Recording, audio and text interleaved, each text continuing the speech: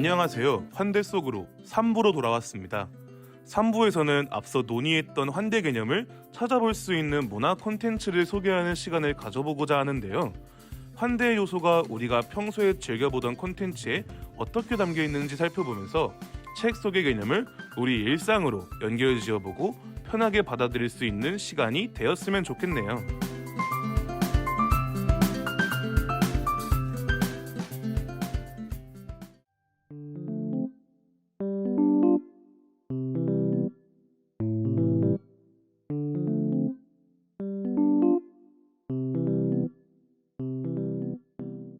네, 우선 첫 번째 콘텐츠입니다. 대중적으로 많이 알려진 낸시 마이어스 감독의 인턴에서 환대 사례를 찾아보았는데요. 저는 개인적으로 이 영화를 굉장히 좋아해서 여러 번 봤던 기억이 있어요.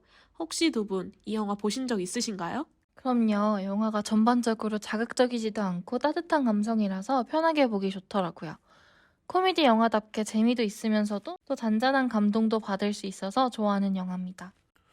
저는 보지는 않았지만 영화가 워낙 유명해서 포스터나 영화 리뷰를 꽤 많이 봤었어요. 앤 해서웨이가 주연으로 출연하는 것 같던데요. 혹시 줄거리 간단하게 소개해 주실 수 있으신가요? 네, 좋습니다. 말씀하신 대로 주연 중 한 명인 앤 해서웨이가 CEO 역할로 등장하죠. 이 영화는 30세 여성 CEO인 질스 오스틴이 그녀의 인터넷 의류업체 회사에서 노인 일자리 사업 인턴 프로그램을 시행하면서 시작되는데요. 정년 퇴직 후 아내를 사별하고 여행을 즐기던 70세 노인 벤 휘테커는 줄스의 인턴 프로그램에 지원하고 당당히 합격하게 됩니다. 인턴은 열정적인 젊은 사장 줄스와 연륜과 지혜를 갖춘 시니어 인턴 벤이 만나 일어나는 일들을 유쾌하면서도 따뜻하게 담아내고 있는 영화예요. 그렇군요. 저도 관심이 가는데요. 그렇다면 이 영화에서 환대의 모습은 어디에서 찾아볼 수 있을까요? 시니어 인턴인 벤이라는 인물의 존재 자체가 환대라고 볼 수 있지 않을까요? 줄스는 그녀의 회사에서 사회공헌 차원으로 65세 이상 노인을 대상으로 하는 노인 일자리 사업 인턴 프로그램을 지원하죠. 이런 프로그램이 바로 환대의 사례라고 볼 수 있을 것 같은데요.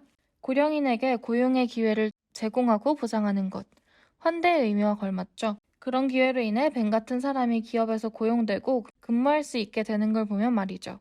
이 영화는 작품 자체는 인물 간의 관계와 갈등을 다루고 있지만 영화에서 사용되는 주요 소재이자 배경이 환대를 잘 보여주는 것 같아요. 맞습니다. 이 영화의 특별한 점은 회사에서 가장 직급이 낮은 신입이자 막내인 인턴이 70세의 고령인인 벤이라는 점이에요. 벤은 70세의 노인이지만 그가 노인인 것은 그의 직장 생활에 있어서 문제가 되지 않아요. 벤은 사장인 줄스의 예민한 성격에도 오히려 그가 쌓아온 연륜과 노하우, 삶의 지혜를 통해 직장 생활을 수월하게 해나가죠. 그가 이런 진가를 발휘할 수 있었던 데에는 줄스의 회사에서 운영한 노인 일자리 사업 프로그램이 있었기 때문이에요. 그 덕에 벤은 입사할 수 있었고 사회에서 자신을 선보일 기회를 얻게 되었으니까요. 이런 프로그램이 없었다면 벤은 아마 그가 가진 능력에도 불구하고 쉽게 고용될 수 없었겠죠? 확실히 그럴 것 같네요. 취업 시장에서의 고령인에 대한 나이 제한이나 연령 차별이 존재하니까요. 게다가 실제로 그 실태가 심각한 것으로 알고 있어요. 고령자 고용법이 채용, 승진, 해고와 같은 고용의 모든 분야에서 나이 차별을 금하고 있다고는 하더라도 이것이 위반이 되었다며 국가인권위원회에 진정을 내 처리된 사건만 해도 20년부터 22년간 200건이 넘거든요. 제대로 처리되거나 접수되지 않아 집계되지 못한 사건들은 얼마나 많을까요? 이런 차별은 특히 채용 단계에서 가장 많고 그 다음으로 모집과 해고, 임금, 배치의 순으로 이루어지고 있다고 해요. 환대가 공공성을 창출하는 것임을 생각해 보았을 때 영화 인턴에서 제시하는 시니어 인턴 프로그램은 고령인 고용차별과 같은 배제가 아닌 고령인에 대한 환대의 사례가 되겠네요. 그렇죠. 실제로도 이런 노인 일자리 사업은 어르신들이 활기차고 건강한 노후 생활을 영위할 수 있도록 일자리와 사회 활동을 지원하고자 매년 참여자를 모집하고 있다고 합니다. 만 65세 이상 어르신들을 대상으로 지원하고 있고 일부 사업 유형에 따라서는 만 60세 이상의 분들도 지원이 가능하다고 해요. 이런 제도들이 더욱 활성화되었으면 좋겠네요. 그럼 우리도 우리의 일터에서 벤을 직접 만나고 함께 일할 수 있을 테니까요. 그러면 다음 콘텐츠 소개로 넘어가 볼까요? 이건 제가 가져온 콘텐츠인데 어느 가족이라는 영화 들어보셨나요? 일본 영화죠? 네, 고레에다 히로카즈 감독의 어느 가족은 무려 칸 영화제에서 황금 종려상을 받은 작품이기도 한데요. 같이 한번 살펴볼까요?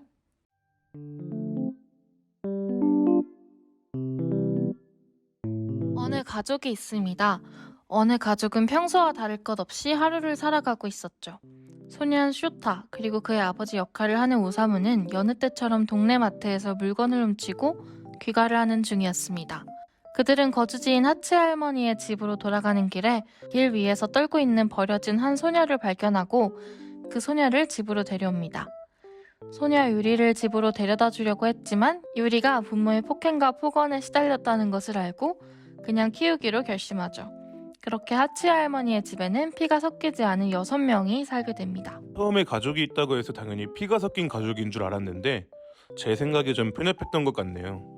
피가 섞이지 않는 6명이 같이 산다는 내용이 벌써부터 흥미로운데요? 그들이 앞으로 어떻게 살아갈지도 기대됩니다. 네, 그들은 기본적인 생계를 유지하기 위해 어떤 행동을 취하는데요. 그들은 기본적으로 하츠 할머니의 연금으로 생계를 유지하지만 여전히 부족하기에 오사무는 막노동 일용직으로, 노부여는 세탁 공장에서, 아키는 유흥업소에서, 또 가장 어린 쇼타와 유리는 동네 마트에서 도둑질을 하며 생계를 돕습니다. 그러던 어느 날 유리의 원래 가족이 유리를 찾는다는, 유리가 실종되었다는 뉴스가 퍼져 하츠의 일가는 유리에게 계속 같이 살고 싶은지 의사를 물었죠. 유리의 선택은 뭐였을까요? 같이 산다? 맞나요? 맞습니다. 유리는 같이 살고 싶다고 대답했습니다. 유리가 하츠의 일가에서 안정감을 느꼈나 봐요. 근데 한편으로 하츠의 일가가 유괴 범죄로 몰리는 것은 아닐지 걱정이 되는데요. 조금만 더 들어보시면 알 겁니다. 그들은 여름을 맞이합니다.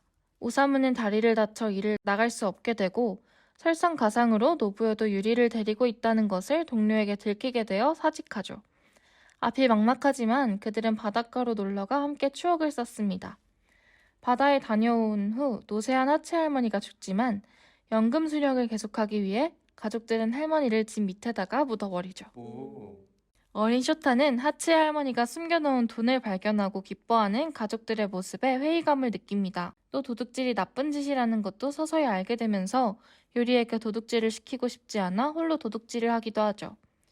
그러나 유리가 귀엽고 도둑질에 가담하려고 하자 일부러 티나게 도둑질을 하며 점원의 시선을 끌고 쇼타는 점원에게서 도망치다가 다리를 다칩니다. 이 일이 시발점이 되어 하츠의 일가는 쇼타의 보호자로 경찰과 만나다가 결국 유리와 할머니에 관한 모든 죄를 들키게 됩니다. 그래서 결말은 어떻게 되는 건가요? 일가는 모두 경찰 조사를 받습니다. 그 결과 유리는 친부모에게, 쇼타는 시설에 보내지는 것으로 결정이 나죠. 노부요는 시신 유기와 유괴 모두 자신이 혼자 한 일이라고 증언하며 교도소에 수감됩니다. 뭔가가 더 있겠죠? 네, 더 있습니다. 쇼타는 오사무와 함께 노부요의 면회를 갔다가 잠깐 오사무의 집에 들리죠. 그곳에서 함께 저녁을 먹고 눈사람을 만들며 마지막 추억을 쌓습니다. 그리고 다음날 헤어지는 버스 안에서 쇼타는 오사무가 그렇게도 듣고 싶어하던 아빠라는 호칭을 입 밖으로 냅니다. 하지만 오사무는 안타깝게 듣지 못했죠. 그리고 이전에 집으로 돌려보내진 유리는 하츠의 일가에 들어가기 이전처럼 친부모에게 학대받는 생활을 하며 하츠의 일가를 그리워하는 장면으로 영화가 끝이 납니다. 더 많은 디테일한 이야기들이 영화 속에 있는데 다 말하지 못한 것이 좀 아쉽네요. 여러분 정말 꼭 보셔야 합니다.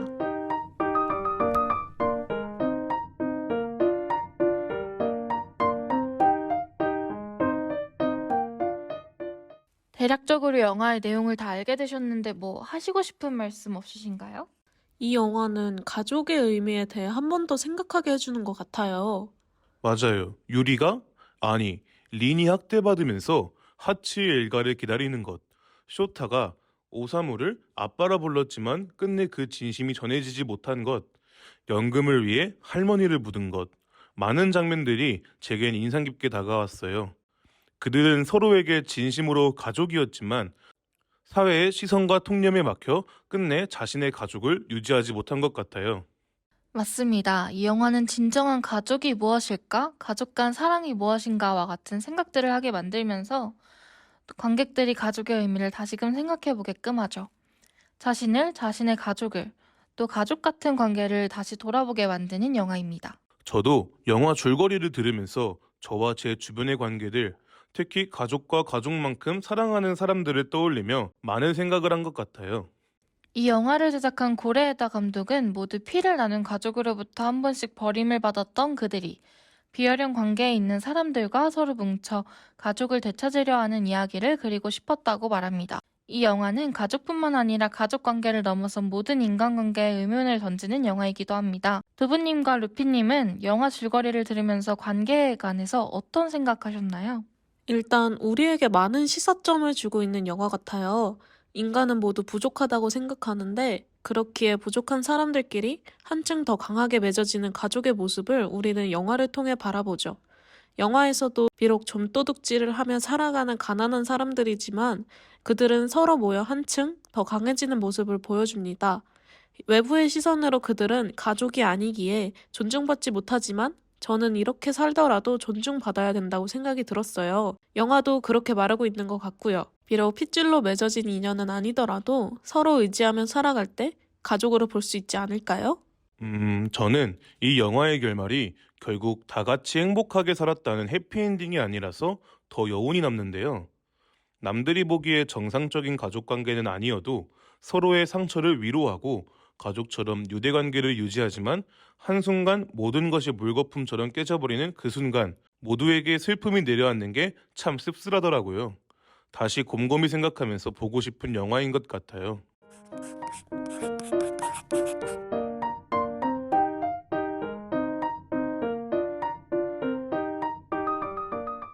우리 팟캐스트 테마가 환대잖아요. 제가 환대와 관련이 있다고 생각해서 가져온 콘텐츠인데 이 영화가 환대랑 어떤 관련이 있다고 생각하세요? 저는요, 사회가 하츠메 가족을 환대하지 않고 있음을 알 수 있는 결말이었던 것 같거든요. 그들이 어떻게 모이게 됐나부터 생각해보면 그들이 사회에서 환대받지 못했기 때문에 서로를 찾은 것도 이유 중 하나이지 않을까 싶어요. 나이가 들어서 돈을 못 벌어서, 몸이 아파서 그들은 사회에서 환대받지 못했죠. 영화에는 가족이 결성되는 순간의 모습이 직접적으로 나오진 않지만 여러 장면들을 통해서 그들이 모이게 된 이유를 유추해 봤었어요. 저는 하츠메 가족이 서로를 환대하고 있다고 생각했어요. 따지고 보면 하나씩 부족한 듯 보이는 완벽하지 못한 사람들이 서로를 보듬어주고 있다는 생각이 들었거든요. 그들을 있는 그대로 받아들이고 자리를 내어주고 서로를 위해주는 모습이 환대를 넘어선 울림을 준다고 생각했습니다. 물론 돈 때문인가? 라는 의문이 들기도 하는 장면들도 있었지만 가령 돈 때문이라고 해도 그들이 서로를 환대하고 있다는 사실은 변하지 않는 것 같아요. 영화의 마지막 부분인 아저씨를 아빠라고 부르고 마루에 앉아 가족을 기다리고 할머니가 아키의 집으로부터 받은 돈을 쓰지 않고 틀니 케이스에 몰래 차곡차곡 모아둔 장면들에서도 알 수 있었죠. 두 분 다 너무 좋은 의견인 것 같아요. 저는 이 영화가 환대받지 못한 사람들이 서로를 환대하는 이야기를 그려냈다고 생각해요. 우리는 이 영화를 보면서 우리 사회에 대해 생각해 봐야 하지 않을까요? 우리는 사회에서 환대받지 못한 이들이 모일 수밖에 없었던 현실과 그 이유를 자각하는 동시에 그들이 헤어질 수밖에 없었던 이유도 한번 생각해 봐야 할 것 같습니다.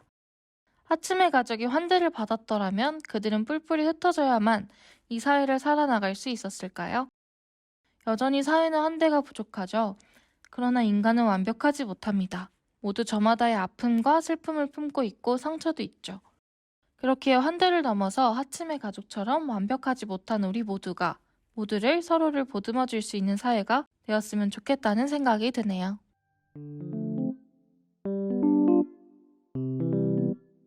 제 차례인가요? 저는 환대에 대해서 생각해 보면서 집이 없어라는 웹툰을 떠올렸어요. 저도 집이 없어 보는데 진짜 재밌어요, 저 웹툰. 그쵸? 정말 훌륭한 작품이에요. 무슨 내용인데요? 네, 집이 없어는 고혜준이라는 이름의 홀어머니 가정에서 크다가 불의의 사고로 어머니를 여인 귀신 보는 소년과 백은영이라는 가출을 일삼는 비행 청소년, 두 주인공이 함께 학교 기숙사에 살게 되면서 이야기가 시작되는데요. 그 기숙사는 흉흉한 소문이 도는 폐가인데 사정이 있는 두 친구들을 위해 학교에서 어쩔 수 없이 기숙사로 사용하도록 허락해줬다고 해요. 폐가에서 단둘이 살게 된 거예요? 무섭겠는데요? 그쵸? 실제로 밤에는 이상한 소리가 들리고 정체 모를 오컬트한 장식품들이 모여있는 숨겨진 공간도 있는 그런 무서운 공간이에요. 그런데 이 웹툰에서 귀신은 그렇게 중요한 요소는 아니에요. 귀신은 아이들에게 두려움의 대상일 뿐 그 이상의 특별한 의미는 없다고 저는 생각하는데요. 오히려 이 웹툰에서는 귀신을 포함한 아이들에게 공포를 느끼게 하는 외부의 무언가에 대항하는 인물들, 또 그들 간의 갈등과 화합, 즉 그들의 성장에 초점을 맞추고 있어요. 맞아요. 이 웹툰은 청소년 드라마 장르 웹툰이에요. 저는 처음 볼 때 귀신이 나오길래 호러 장르인 줄 알았어요. 저도 그래서 초반 몇 화까지는 보기 참 힘들더라고요. 진입 장벽이 높다고 할까? 그리고 지금 루피님이 중요한 점을 짚어주셨는데 맞아요. 집이업서는 청소년물입니다.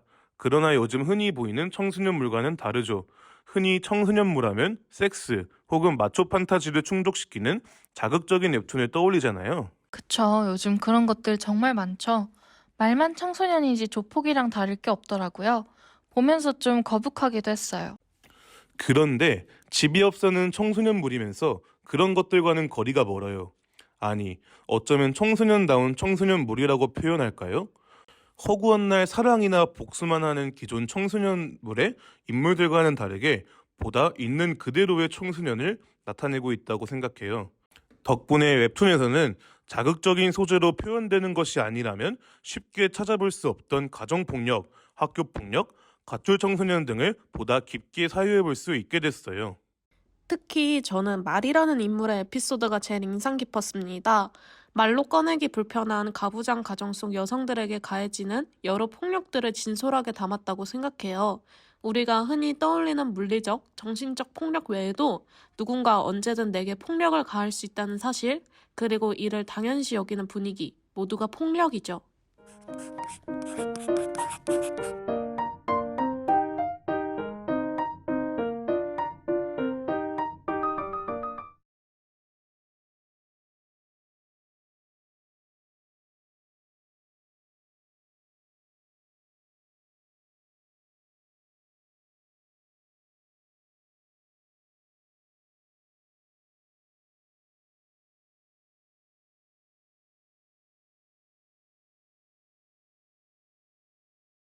저도 꼭 한번 읽어보고 싶네요.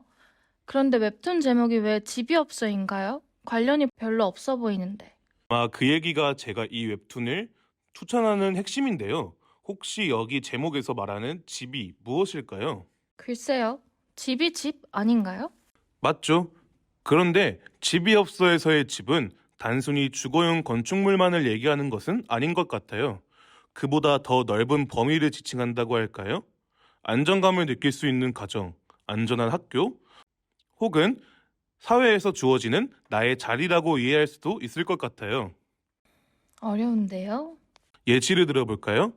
앞서 얘기한 비행 청소년 백은영은 꽤 자주 오랫동안 가출을 해요. 그에게는 돌아갈 집은 있다고 할 수 있죠. 가출을 했으니깐. 그러나 육체적 정신적 폭력을 일삼는 부모가 있는 집이 백은영에게 정말 집이라고 느껴질까요? 또 박주환이라는 인물도 있어요. 주인공들의 친구인데요. 백은영과는 달리 유복한 가정에서 자랐죠. 그 역시 마찬가지로 돌아갈 집이 있다고 할 수 있어요. 그러나 부모의 지나친 간섭으로 프라이버시가 사라진 집이 박주환에게 집이라고 느껴질까요? 둘과는 반대로 돌아갈 집이 실제로 없는 경우도 있죠. 주인공 고혜주는 홀어머니 밑에서 지내다가 불의의 사고로 어머니를 열고 나서는 혼자가 됐어요. 그렇기에 당장 먹고 잘 수 있는 기숙사가 절실하게 됐죠. 그러나 고혜준에게 없는 게 과연 정말 집뿐일까요? 학생들은 고혜준을 무서워하고 기피하고 선생은 그를 문제아로 여기며 그를 괴롭혀요. 쉽게 말해서 찍힌 거죠. 이를 생각하면 고혜준은 그가 속해 있는 학교가, 사회가 없다고 말할 수 있을 것 같아요. 이렇듯 집이 없어라는 제목은 인물들의 서사를 관통하는 말이에요. 독자는 웹툰을 통해 집이 없는 각 인물들의 서사를 통해 집의 의미를, 사회에서 자리를 차지한다는 것의 의미를 사유해 볼 수 있어요. 맞습니다. 사람, 장소, 환대에서 누군가를 사람으로 인정해주는 것은 그 사람에게 자리를 내어주는 것이라는 표현이 잘 이해가 안 됐었는데, 집이 없어 웹툰으로 설명해 주시니 자리가 무엇을 의미하는지 더 잘 이해하게 된 것 같아요. 확실히 루피님이 집이 없어를 알고 계셔서 그런가 횡설수설한 제 말을 잘 이해해 주시는 것 같아 기쁘네요. 맞아요. 자리의 의미가 잘 나타난다고 생각해요. 더 나아가 방금 말씀해 주신 누군가에게 자리를 내어준다, 즉 환대 역시 책에서 볼 수 있다고 생각하는데요.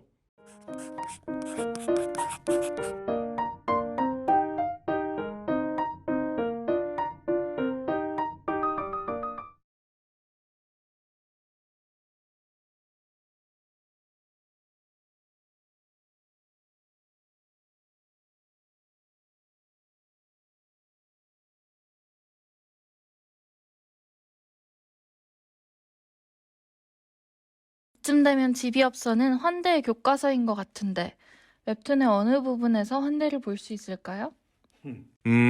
저는 이 웹툰의 작가가 갈등을 풀어내는 방식, 그리고 인물들의 서사가 어떻게 작품 전체에서 활용되는지를 중심으로 말하고 싶어요. 요즘 흔히 사이다 혹은 참교육을 많이들 찾으시는 것 같아요. 어디 웹툰뿐인가요? 모든 미디어 매체에서 대중들이 그것들에 되게 열광하는 것 같더라고요. 물론 저 역시 재밌게 봅니다. 그것들이 주는 카타르시스 같은 게 있잖아요. 특히 참고 사는 요즘 사람들에게 그런 감정을 느끼는 게 중요하다는 생각이 들기도 합니다. 그런데 한편으로는 제가 사이다 혹은 참교육 서사의 가장 아쉬운 것 중 하나는 인물들이 지나치게 단순화된다는 거예요. 그들의 세계관에서는 타인이 명확한 적과 악원으로 나뉜달까요? 타인에 대한 이해 없이 그저 어떻게든 누군가를 응징하여 마땅한 처벌을 내리는 것에만 혈안을 쏟잖아요. 맞습니다. 씁쓸하지만 창작물들만의 얘기가 아니죠. 그런 것들의 인기를 끈다는 건 사회 역시 그러한 모습을 닮아 있다는 방증 아닐까요? 맞습니다. 그런데 집이 없어는 참교육과 사이다에 익숙해진 우리에게 색다른 울림을 준달까요? 이 웹툰 속에서 인물들 간의 갈등은 그렇게 쉽게 통쾌하게 풀어지지 않아요.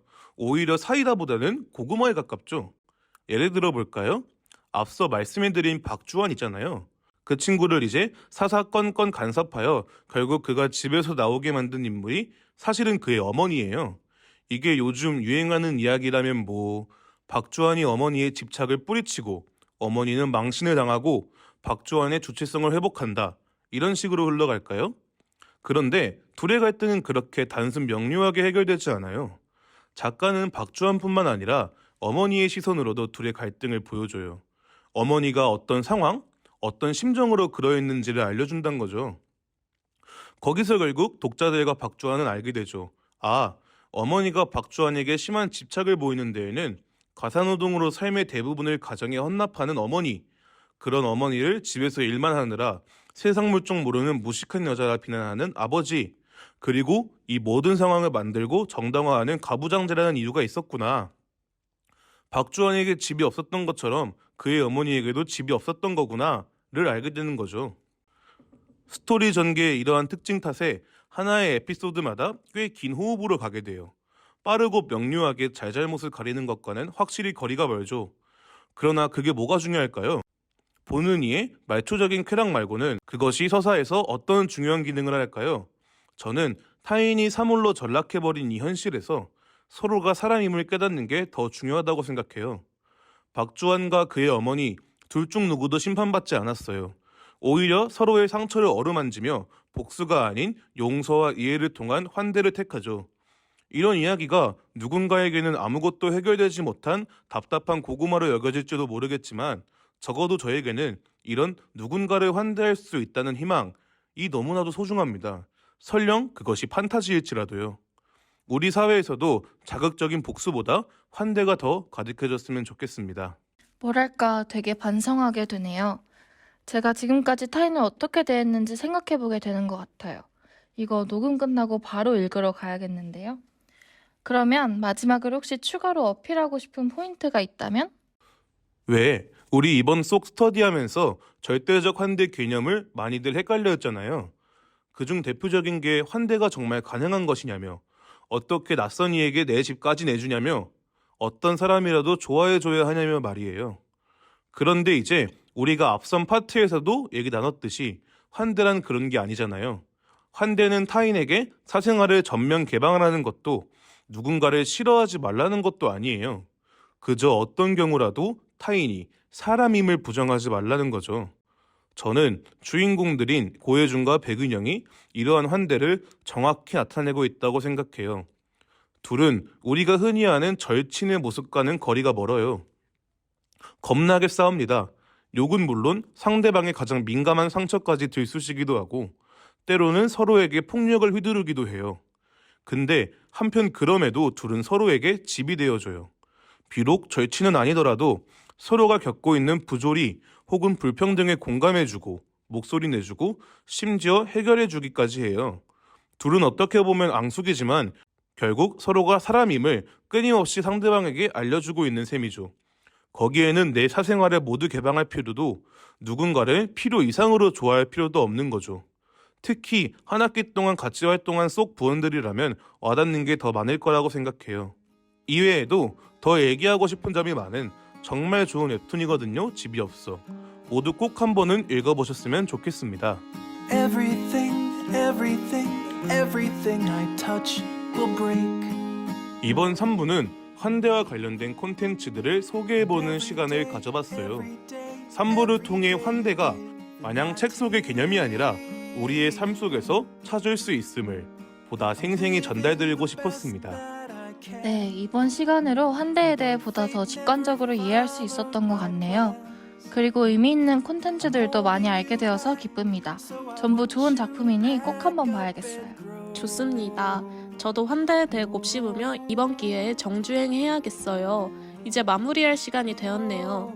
저희가 기획한 팟캐스트 환대 속으로는 3부를 마지막으로 끝마치도록 하겠습니다. 우리가 살아온, 사는, 그리고 살아갈 사회와 환대에 대해 생각해보는 시간이 되었으면 합니다. 앞으로 우리는 분명 무엇이 더 나은 방향일지 끊임없이 고민하게 되겠죠. 저희의 팟캐스트가 그 방향과 고민에 조금이나마 도움이 되었기를 바랍니다. 지금까지 환대 속으로의 두부, 감자, 루피였습니다. 감사합니다. Feeling exhausted from all of the ways